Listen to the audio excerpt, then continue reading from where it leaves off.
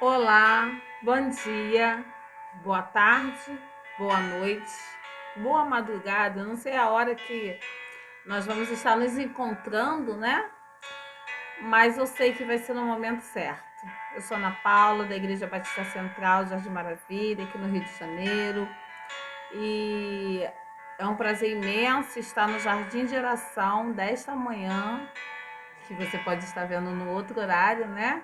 Para compartilharmos essa passagem tão, como que eu posso dizer, tão delicada de se falar. E as coisas delicadas às vezes tocam o nosso coração, né? Então quero agradecer ao pastor Sérgio Passos, pastor titular da igreja, a irmã Sirene, responsável pelo Jardim de Oração. E aí, própria igreja, né? E a Deus, principalmente. E o tema do Jardim de Oração, nós usamos essa revista aqui do Manuncial, né? E o tema é Não Deixe para Amanhã. Um tema bem propício, né? Não deixe para amanhã, né? Tem um ditado popular que fala: não deixe para amanhã o que você pode fazer hoje. Mas aqui só é não deixe para amanhã. E quem escreveu foi a Érica Andrews. Eu não sei falar direito, mas enfim, né? E é sempre bom saber de que lugar a gente está falando, de quem que a gente está falando. E ela é formada em jornalismo e em missões. E tradutora de estudos bíblicos para os ministérios nos Estados Unidos. Então, é a partir da fala dela, da escrita dela, do que Deus falou com ela, que nós vamos estar falando com você hoje, agora.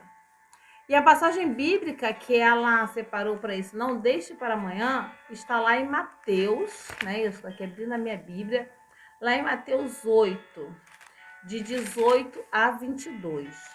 Mateus 8, de 18 a 22.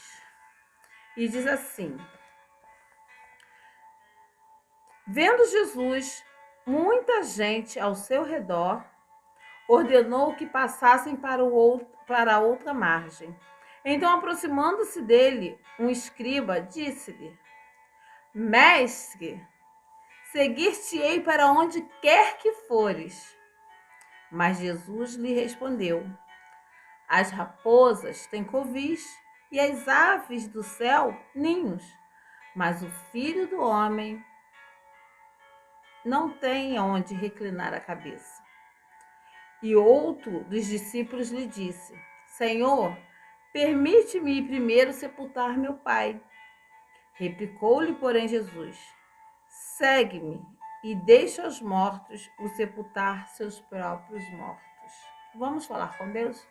Senhor, meu Deus, meu Pai, muito obrigada, Senhor, por estar nesse momento aqui. Eu não sei quem está do outro lado, mas o Senhor sabe. E que essa palavra venha falar profundamente, Senhor, primeiramente ao meu coração e ao coração da onde esta palavra chegar. Muito obrigada por esse dia. Muito obrigada pelo Jardim de Oração da Igreja Batista Central de Jardim Maravilha, que mesmo nesse momento online, nunca deixou de existir, nunca deixou de acontecer. E muito obrigada, porque vidas têm florescido no teu jardim, principalmente nos momentos de oração. É que nós pedimos e agradecemos em nome de Jesus. Amém. E a Érica, ela fala assim, né? Ela destaca o versículo 22, bem propício para esse momento que a gente está de pandemia, de perdas, né? E ela pega essa palavra de Jesus, de Mateus 8, 22, quando Jesus diz: Mas disse-lhe Jesus: Siga-me e deixe que os mortos sepultem seus próprios mortos. E aí ela começa falando assim: Quando criança, perguntei a uma adolescente se ela era cristã. Sua resposta foi: Vou deixar para ser crente quando ficar velha. Primeiro, quero aproveitar a vida. E quantas pessoas falam isso, né? De repente, até você mesmo fala isso. Só que a gente não sabe o que vai acontecer depois, a gente não sabe o que vai acontecer amanhã.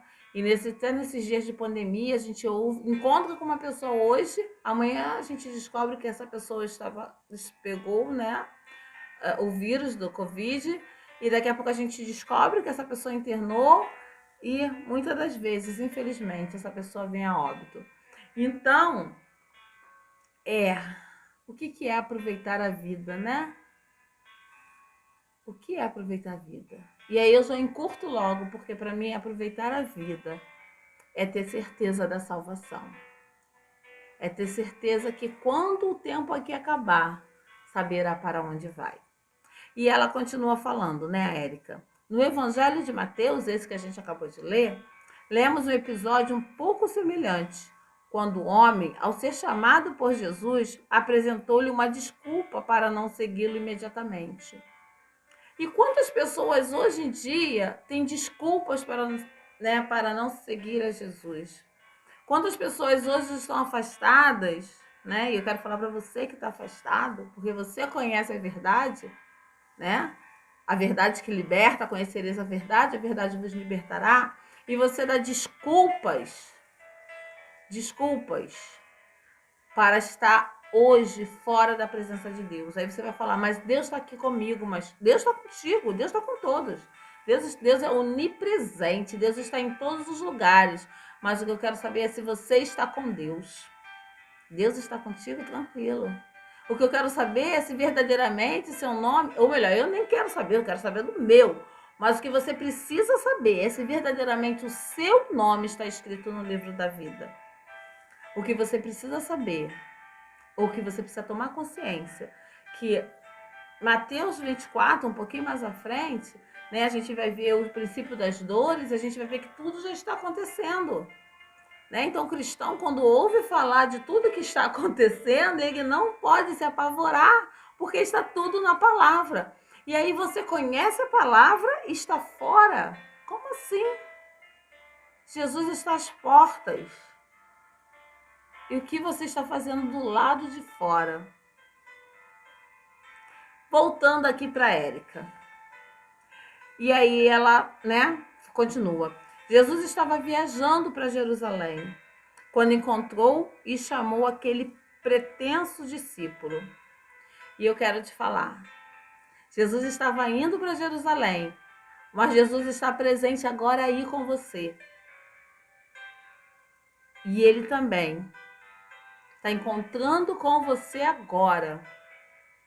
É agora, ele está encontrando. Não foi por acaso que você parou, não foi porque alguém te mandou. Não, é porque o próprio Deus mandou essa palavra para você. Só que a resposta daquele rapaz, né? Sua resposta ao mestre foi um pedido razoável até, enterrar o seu pai.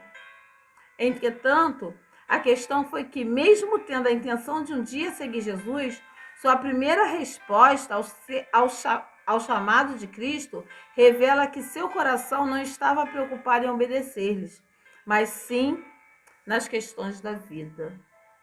A vida passa, tudo passa, tudo passa. Aí eu quero saber o seguinte, e depois, né? Meu pastor costuma... Eu gosto muito de uma ilustração que ele trouxe de um jovem que falou, agora eu estou muito jovem. Tá? E depois? Mas aí eu preciso terminar meus estudos. E depois? Mas eu preciso me estabelecer financeiramente, eu tenho que trabalhar muito, tudo bem. E depois? Depois eu preciso passear. Tá? E depois? Aí depois... E quando percebe, igual eu estava conversando com um amigo agora há pouco, né? A pessoa morre de repente e o depois ficou para depois e o nome do livro da vida não estando, não tem como ter acesso ao céu. Às vezes você pode falar para mim assim, Ana Paula, você está trazendo uma palavra muito dura, essa palavra está muito pesada. E eu sinto muito. Mas é o recado que Deus está falando para eu trazer para você hoje. E eu sinto muito. Mas eu prefiro obedecer a Deus do que obedecer aos homens. E eu sinto muito. Mas a palavra diz que quando alguém está no caminho errado e a gente não avisa, esse sangue é requerido das nossas mãos. E eu não quero isso para mim. E eu vou sentir muita alegria se souber que você hoje agora está fazendo um trato com Jesus, de voltar para o caminho dele, o caminho que você nunca deveria ter saído. Você tem dons e talentos. Deus te deu de presente, né? O dom é um presente de Deus. E ele não tirou esse dom de você. Porque ele sabe do seu potencial, ele que te capacitou e ele não quer lançar você fora. Então, se Deus próprio não te lança fora, você não se lance fora. Porque o inimigo tá aí, ó, ao derredor, bramando como um leão. Tá bramando. Mas o Senhor, né? O anjo do Senhor acampa-se ao redor. Só que Deus está aqui, né? Aprendi isso com a irmã Nilce da igreja. Deus está aqui, ó, lançando bênçãos, abençoando, abençoando, abençoando. E você estava aqui debaixo da bênção, mas daqui a pouco o que você fez? Você veio para cá. E a bênção está aqui, e aí às vezes respinga lá em você. Mas você poderia ter muito mais se estivesse na presença de Deus. Voltando para a Érica. E a Érica diz: a Bíblia nos exorta, inspira a honrar a paz e cuidar dos nossos, né? Não é uma questão que Deus está falando, deixa para lá, Jesus está falando, deixa para lá. Não, não é isso. A questão é o que nós colocamos em primeiro lugar, né? Eu lembro, eu posso dar esse testemunho, eu estava pensando nisso hoje, eu nem sabia que eu ia trazer essa reflexão, e eu estava pensando, né? Pelo tempo que eu estudei, trabalhei, consegui fazer faculdade, pós-graduação, cursos de formação. E mesmo trabalhando e estudando, e aí é uma questão minha, não estou julgando ninguém, é uma questão minha. Eu nunca deixei de ir ao culto, porque eu tinha que estudar para a prova. Porque eu nunca deixei de trabalhar para poder estudar para a prova. E aí eu pensava comigo, se eu, pro trabalho secular, eu não deixo de ir trabalhar para estudar, por que eu vou deixar de cultuar o meu Deus, ao meu Senhor Jesus, que morreu na cruz para me salvar e no terceiro dia ressuscitou, aleluia, me garantindo a vida eterna? Então, o compromisso meu com Deus, eu falava, eu não posso fazer isso. Eu não posso. E às vezes tem muita coisa para estudar. Dá um jeito, vira a noite. Não estou falando que você tem que fazer isso. Eu estou falando que é uma coisa que eu fiz. E isso desde sempre, né? Desde que eu comecei minha carreira no Evangelho. E eu vou falar para você. Deus, né? Eu não gosto muito dessa expressão não, mas eu vou usar. Deus me honrou. Porque eu alcancei voos bem maiores que eu nunca imaginaria alcançar. Por obediência aos pais, por conversar sempre com meu esposo, a gente decidir as coisas juntas, e por colocar as coisas de Deus em primeiro lugar. Não porque eu vou barganha, vou fazer isso para ganhar aquilo, não, porque Deus tem me dado tanto que o mínimo que eu posso fazer é colocar Ele em primeiro lugar em tudo na minha vida. E aí ela continua, né? E ela fala isso. Mas acima de tudo, quem deve ocupar o primeiro lugar em nossa vida é Cristo, como está escrito. Quem ama seu pai ou sua mãe mais do que a mim não é digno de mim. Tem pessoas colocando altares dentro da sua própria casa, sabendo que Deus não aprova idolatria. Tem pessoas adorando casa. Ai, minha casa. Filhos, marido, esposa. Cuidado. Primeiro lugar, né? Não está aqui, mas eu vou falar. Buscar em primeiro lugar o reino de Deus e a sua justiça, e as demais coisas vos serão acrescentadas. Muitas pessoas têm ficado pelo caminho. Isso não é julgamento, isso é fato, é o que eu vejo. Muitas pessoas têm se enrolado na vida, seja financeira, seja sentimental, seja familiar, emocional, estudantil. Por quê? Porque não coloca Deus em primeiro lugar. E isso é um ato de fé. É um ato de fé. Precisa fé. E às vezes a gente não tem fé como deveria, mas a gente precisa obedecer. Obedecer. Obedecer. Muitas das vezes eu me senti fraca, me senti sem ânimo, me senti desanimada. Mas eu falava, Senhor, eu estou indo pela fé. Eu estou indo pela obediência. Às vezes eu até falava, Senhor, não tenho nem, acho que não tenho fé suficiente. Mas por obediência eu vou fazer o que o Senhor diz. E Deus, em meio aos vales que eu passei e passo, em meio aos desertos que eu passei e passo, Deus nunca me decepcionou. Aleluia, glória a Deus. Faz um teste. Tinha uma música passada, né? Faça um teste e largue o mundo agora. Cristo vai dar tudo novo para você. Vai vir a batalha, vai vir a guerra, mas vai valer a pena, porque você vai ter a paz que excede todo entendimento, como está escrito lá em Filipenses 4, 7. E no último parágrafo, a Érica fala assim, senão eu me empolgo, né?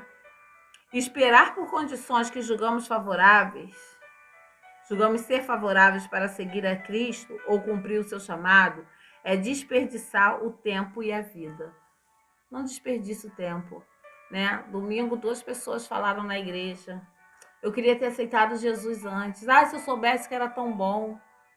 E não é que a pessoa não tenha problema, não. A pessoa tem problemas e haja problemas. Mas a pessoa consegue perceber o cuidado de Deus. Como diz o Salmo 23, né? O Senhor é meu pastor e nada me faltará. E é muito bom a gente se sentir cuidado por Deus, né? E ela continua. Nossos dias nessa terra são passageiros. É verdade. Eu costumo dizer que eu quero viver 120 anos. Não faz essa cara não, porque eu quero viver 120 anos. Mas se Jesus voltar antes disso, eu prefiro subir com ele, claro, né? Eu quero viver 120 anos. Mas por mais tempo que eu viva nessa terra, um dia eu vou partir. E você também vai. Então ela fala, nossos dias nessa terra são passageiros. E não sabemos o que acontecerá amanhã. Amanhã, talvez, pode ser tarde demais. E ela cita lá Tiago 4, 14. Eu vou abrir aqui para a gente ler. É o último versículo que ela coloca. Tiago 4, 14. E nós vamos ler agora. Olha o que diz. Tiago 4, 14. Vós não sabeis o que vai acontecer amanhã, o que sucederá amanhã. Que é a vossa vida? Sois apenas como neblina, que aparece por um instante e logo se dissipa. Então, não perca tempo. Não deixe para amanhã. A gente vai ouvir aquela música, né? Meu amigo, hoje tu tens a escolha. Vida ou morte, qual vais aceitar?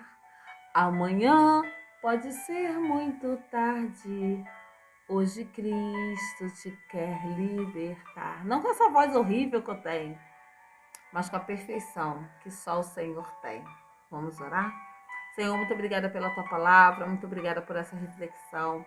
Senhor, que nós não deixemos para amanhã, principalmente na nossa vida espiritual, Senhor. Pai, abençoa cada um que está ouvindo, abençoa nossas famílias, Senhor, abençoa nossas casas, trabalhos, estudo. Muitos desempregados, que possa ser aberta a porta de emprego, mas por ti, Senhor, não pelo inimigo, Pai. Senhor, que o Senhor venha estar, Senhor, abrindo nossos olhos espirituais para que não venhamos cair em ciladas, Pai, como muitos têm caído. E se nós se nós caímos em ciladas, que em nome de Jesus o Senhor venha mesmo nos resgatar e que nós possamos neste dia, nesta hora, entregar nossas vidas totalmente nas tuas mãos. Em nome de Jesus. Amém. Um beijo para você. Que Deus abençoe sua vida, sua família, seus projetos, colocando sempre Deus em primeiro lugar. E se você puder, dar uma lidinha aqui nos comentários abaixo, na descrição. E que Deus abençoe sua vida poderosamente. Até a próxima. Deus te abençoe.